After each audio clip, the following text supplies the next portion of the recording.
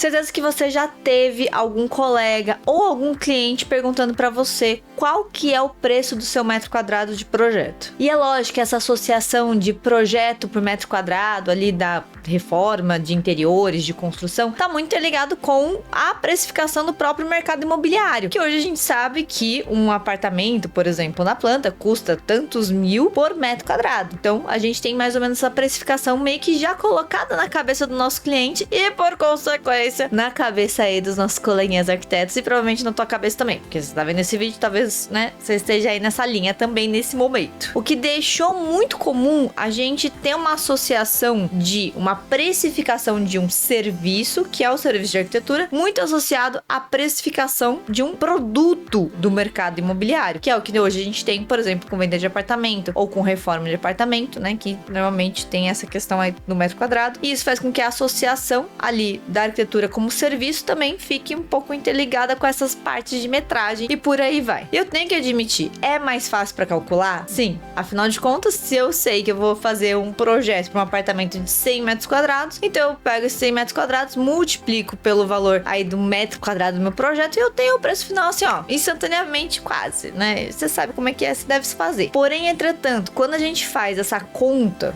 de metro quadrado versus ali um preço genérico, esse método de precificação esconde muito toda a parte de dinâmica de como que funciona um projeto, de como funciona um escritório de arquitetura, de como funciona a dinâmica de um serviço de arquitetura. E falando em português bem claro, a maior parte das vezes faz com que o arquiteto ou o escritório que passou a precificação por metro quadrado saia no prejuízo. Falando em alto montão, normalmente metro quadrado está associado com projetos que dão prejuízo. E se você ainda não me conhece, prazer, eu sou a Bela. E se você der uma olhadinha rápida aqui no meu canal, você vai ver que eu ensino basicamente arquitetos a fazerem projetos mais rápidos, utilizando uma metodologia BIM. E o que acontece é que quando você consegue fazer projetos mais rápidos, te sobra muito mais tempo para você pensar em como tá funcionando aí a dinâmica do seu escritório, como que tá funcionando suas entregas de projetos, seus prazos, sua relação com o cliente, sua relação com a equipe e também sua relação com o din-din aí que cai todo final de mês, ou pelo menos todo final de projeto. E daí dessa dinâmica de eu ensinar os meus alunos a fazerem projetos mais rápidos e sobrar mais tempo para eles, muitas vezes eles vêm com essas dúvidas para mim. Bela,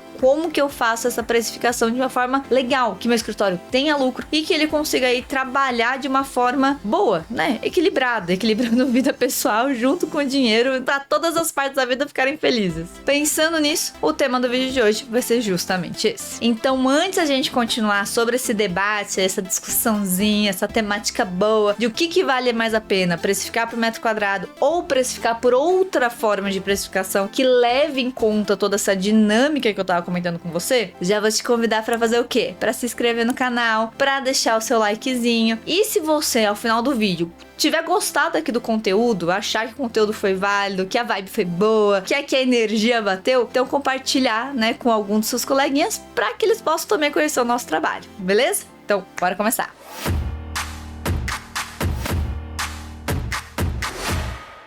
Eu, quando eu comecei a fazer projeto, né, desde o momento da faculdade, que eu já fazia uns freelance e alguns projetos um pouco menos compromissados, e logo depois que eu me formei, quando eu comecei a atuar no mercado de interiores e de arquitetura, como provavelmente muitos de vocês, né, ou você que tá assistindo, justamente você, eu cobrava por metro quadrado de projeto. Por quê? Porque todo mundo fazia assim, né? Simples assim. Era fácil, era rápido de precificar, ninguém ficava me perguntando muito, porque era só o valor do metro, ninguém nem perguntava da onde que vinha esse valor do metro, só fazer um comparativo com outros preços de metro quadrado que ouviam de outros arquitetos, né? E por aí vai naquele orçamento que o pessoal faz. E continuava assim, fechando os projetos, fazendo os projetos, executando e tudo mais. Porém, entretanto, como muitos de vocês podem ter passado, não sei se você necessariamente passou, mas muitos de vocês passaram, eu tive várias situações em que o projeto atrasou, ou que o projeto teve muitas revisões, ou que teve mudança de área, mas não só alterou o preço, né? Não só multiplicou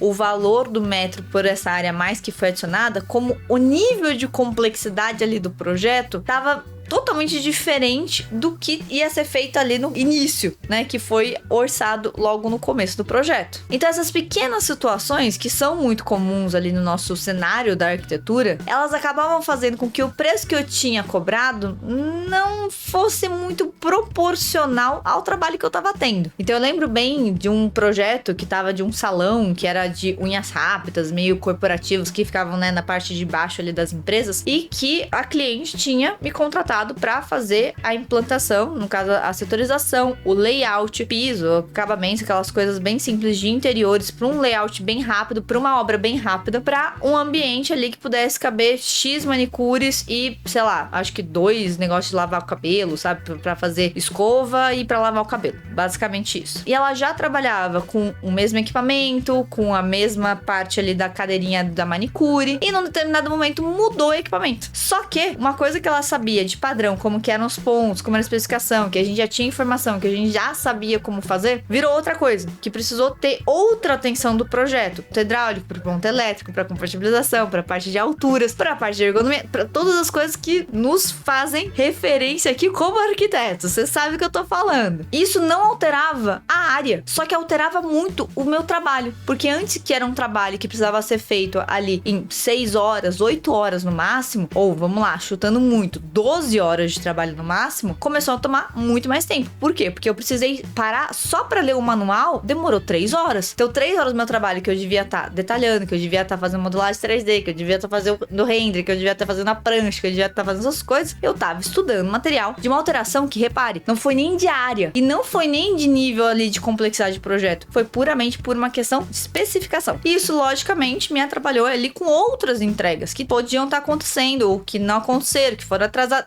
E você deu pra entender que um único problema que aconteceu, como tinha ali uma certa previsão e foi pra outra, só que não mudou tanto pro cliente achar que deveria aumentar o preço, me prejudicou. Só que isso acontece bem recorrentemente. E o que acontece? Uma amiga minha na época falou assim: olha, você deve cobrar por complexidade. Então você não tem só o fator do metro quadrado, mas você tem ali um fator de complexidade do projeto que então muda, né? O metro quadrado muda. Então, dando um exemplo aqui para quem eventualmente não faz a precificação por metro quadrado ou nunca fez, o metro quadrado de um quarto, ele é mais barato do que um metro quadrado de uma cozinha planejada. Por quê? Porque o nível de complexidade de uma cozinha para um detalhamento de pedras, de metais sanitários, de louças sanitárias, de ralo de escoamento, de piso, de roda-banca e assim por diante, ele é maior, né? Seria maior do que o detalhamento de um quarto que tem ali, no máximo, uma marcenaria, ou um móvel planejado, ou um ponto elétrico. Então, o nível de complexidade é diferente.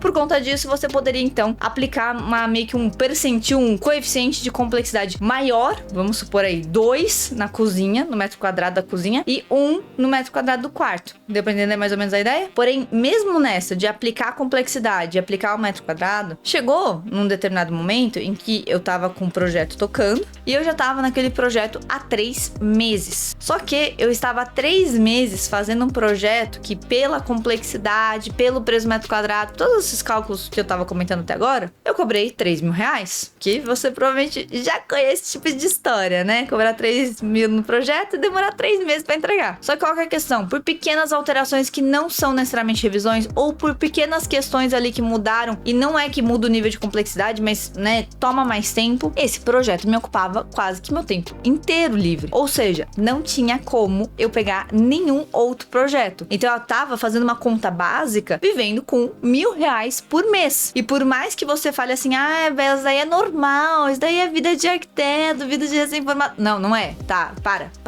Não é normal, não é decente. A gente não tem que viver essa cultura dessa arquitetura tóxica, tá bom? Não.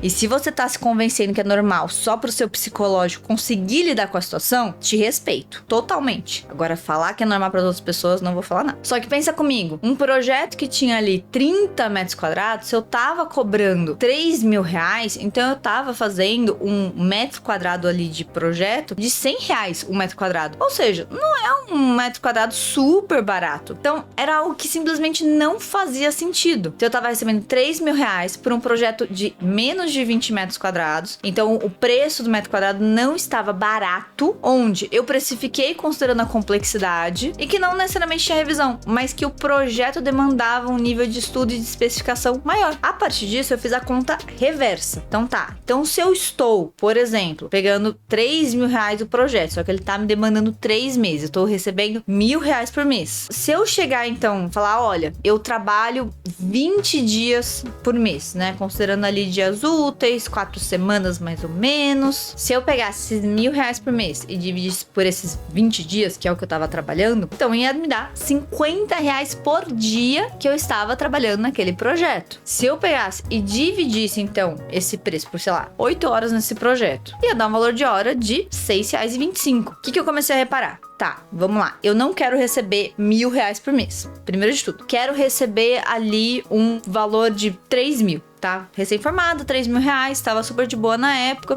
né? A inflação tava contribuindo. Eu peguei esses 3 mil reais e dividi, então, pela quantidade de dias. Então, ao invés de eu ter ali R$50 por dia, eu falei assim, tá bom, eu tenho que receber pelo menos R$150 por dia, pra valer a pena, pra que eu consiga fechar ali o meu preço, 3 mil reais, como se fosse meu saláriozinho ali no final do mês. Se eu dividisse esses R$150, então considerando, tá bom, eu vou trabalhar ali, com certeza, 8 horas por dia dentro dos meus projetos. Isso daria, então, um preço meio que da minha hora de R$18,75. Aí você já deu pra ter o comparativo de R$6,25 para R$18,75. E aí, qual que é a grande vantagem? Eu comecei a pensar assim, tá bom, se um projeto for me demandar 3 meses e tomar todas as minhas horas dentro desses 3 meses, ele precisaria, então, custar 150, que seria o preço do meu dia, vezes os 20 dias dentro do mês, vezes 3 meses. Ou seja, ele precisaria tomar R$9.000 e não 3. Ao longo do tempo, então, eu fui percebendo, tá bom, se eu pegar e fizer meio que o cálculo do meu dia, do quanto custa meu dia, e eu entender, eu vou demorar 5 dias pra fazer esse projeto, eu vou demorar 10 dias pra fazer esse projeto, eu vou demorar 15 dias pra fazer esse projeto, vou demorar 60 dias para fazer esse projeto. Como eu tinha mais ou menos essa noção de quanto que eu conseguia produzir dentro de um único dia de trabalho, eu comecei então a aplicar essa regra. Tá bom, eu vou precisar de uns 4 dias, 5 dias, mas assim, com tranquilidade pra fazer essa entrega. E aí eu pegava aquele 150 e aí eu multiplicava por essa quantidade de dias que eu tava prevendo tomar. E aí eu comecei a ponderar algumas situações. Por quê? Porque eu, como uma arquiteta freelance, ou seja, como uma pessoa autônoma, pode não ter CNPJ, mas tem que pagar conta, tem que pagar boleto no final das coisas, eu comecei a pensar, tá bom, calma aí, se eu tô alugando uma sala, eu preciso então considerar esse custo de aluguel dentro então, porque eu não quero deixar de receber meu saláriozinho de 3 mil reais. Então eu teria que considerar, por exemplo, o valor ali daquele aluguel. Se eu, por exemplo, pagasse R$600 de aluguel, eu então dividir esse valor de R$600 por 20, que seria R$30. Então, meu custo do meu dia para eu trabalhar num projeto seria os R$150 do meu salário, mais os R$30 do aluguel do mês. Deu pra entender? Então seria sempre o proporcional. Sempre, todo dia que eu sentar e trabalhar, eu preciso que isso me renda R$150 pra pagar meu salário e R$30 pra pagar meu aluguel aí ao longo do final do mês. E aí eu comecei a colocar outras considerações de custo, porque afinal de contas a gente não trabalha com ar, né? A gente não é só fazendo arte, a gente também tem as peças que a gente precisa pra fazer nossa arte. Então eu comecei a considerar custo de software que a gente usa, e eu também comecei a considerar, por exemplo, o custo do meu computador. Então, por exemplo, se eu comprei um computador para eu fazer meus projetos e eu entendi que esse computador precisa durar pelo menos, vamos supor, 3 anos, ou seja, 3 anos eu vou trabalhar, vou usar tudo desse computador, mas eu não vou trocar ele. O que eu fazia então? Eu pegava o custo desse computador, vamos supor, R$6 mil, dividia por 3, que seria R$2 mil por ano. Que é o equivalente, por exemplo, esse daqui é o custo que esse computador tem ali dentro desse um único ano. Eu dividia esse valor por 12 e dividia de novo a mesma forma por 20 para descobrir meio que o precinho do dia que eu precisava que esse computador meio que me rendesse, né? No caso, que eu tô estou usando para pagar meu computador me rendesse. Isso me ajudou muito a passar uma precificação muito mais realista e sempre ter aquela sensação que, se eu estou trabalhando horas a mais, eu realmente estou tirando do meu bolso para pagar tudo isso, para me pagar, para pagar meu computador e para pagar meu software. E aí, a forma como eu comecei a lidar com as horas trabalhadas se tornou diferente. Por quê? Porque eu não podia mais passar mais do que 5 horas naquele projeto. Por quê? Porque eu só tinha cobrado 5 horas do meu tempo fazendo aquilo. E isso tornou muito mais próximo também aquela sensação de, tá bom, se eu entregar antes, com antecedência as coisas, isso não necessariamente é ruim. Por quê? Porque o cliente fica feliz porque eu entreguei com antecedência e eu fico feliz porque eu tive mais lucro, porque aquele tempo que eu achava que eu ia trabalhar, eu acabei não trabalhando. Então isso virou meio que um lucro pra minha empresa, porque não tá só pagando meu salário, não tá só pagando ali meu computador, não tá só pagando meu aluguel, tá pagando meio que um dinheirinho a mais pra eu poder investir, pra eu poder fazer alguma coisa, pra eu poder comprar uma webcam, ou pra eu poder fazer alguma coisa diferente ali na entrega do projeto. Então essas pequenas melhorias passaram que eu não comecei a ver como se eu estivesse tirando do meu bolso, porque eu tava tirando meio que desse tempo que eu ganhei ao fazer aquele projeto. Ganhei sem necessariamente estar trabalhando efetivamente naquilo. Deu pra entender? E é lógico que isso, quando eu falo, por exemplo, olha, você vai trabalhar menos tempo quando você migrar pro BIM, quando você migrar pro ArchiCAD, né? Principalmente com o método SPMT, que você vai conseguir entregar um projeto aí na metade do tempo que você já entrega hoje. E aí muita gente fica na dúvida, assim, tá bom, mas se eu vou fazer essa mudança pro ArchiCAD,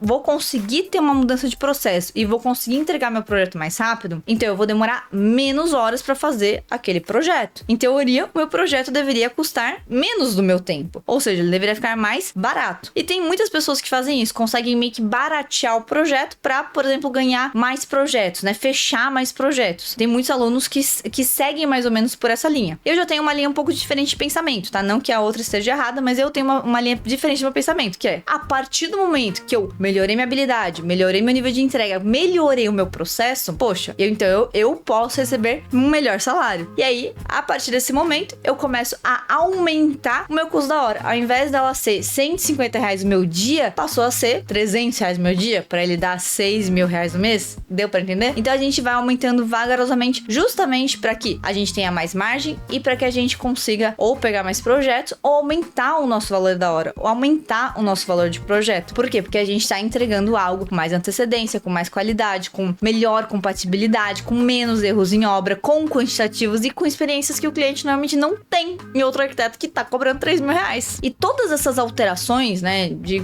considerar aluguel, de considerar contrato, de considerar a parte ali de todos os custos à medida que foi crescendo, que eu fui crescendo como empresa, né, a gente foi montando empresa, contratando contador, contratando estagiário, crescendo equipe, aumentando o número de telas do computador e todas essas coisas, é o que fez, por exemplo, eu ter essa planilha aqui. Então, essa planilha, repara, o que ela faz? Ela considera o custo ali do meu mês e ela fala o seguinte, tá bom, o seu mês ali faz com que, se você fechar esse projeto e esse projeto durar tantas horas, ele tem que custar, então, um proporcional para cobrir esse custo. E essa planilha de precificação, inclusive, é a planilha de precificação que eu deixo disponível para os meus alunos do seu escritório em metade do tempo, que é um curso e uma plataforma para gestão de escritórios. Óbvio, esse modelo de precificação é o modelo de precificação que eu, Bela, considero o melhor hoje do mercado. Por quê? Porque considera custo, considera lucro e considera aí tudo o que você precisa para que você não tenha que cobrar por metro quadrado e acabar tomando mais tempo ou menos tempo e sentir que você meio que tá pagando para trabalhar. Que eu acho que essa era a pior sensação quando eu cobrava por metro quadrado. Era essa sensação de que, nossa, eu tô demorando muito mais tempo. Parece que o meu tempo não está rendendo tanto quanto deveria. Mesmo o valor sendo bom, mesmo o valor sendo alto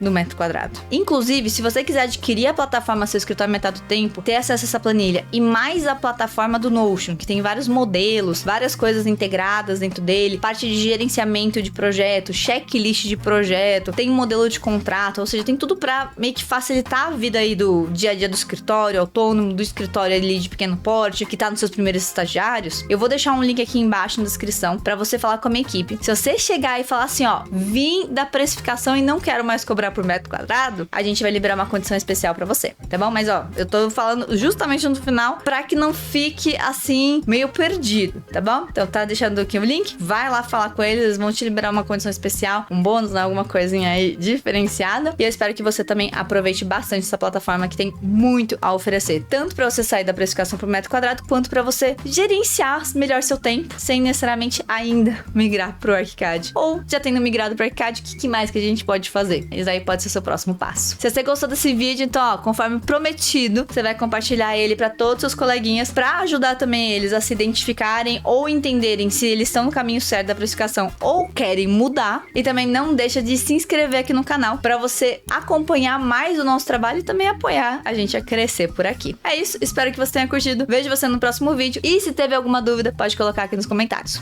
Bem beijo pra você!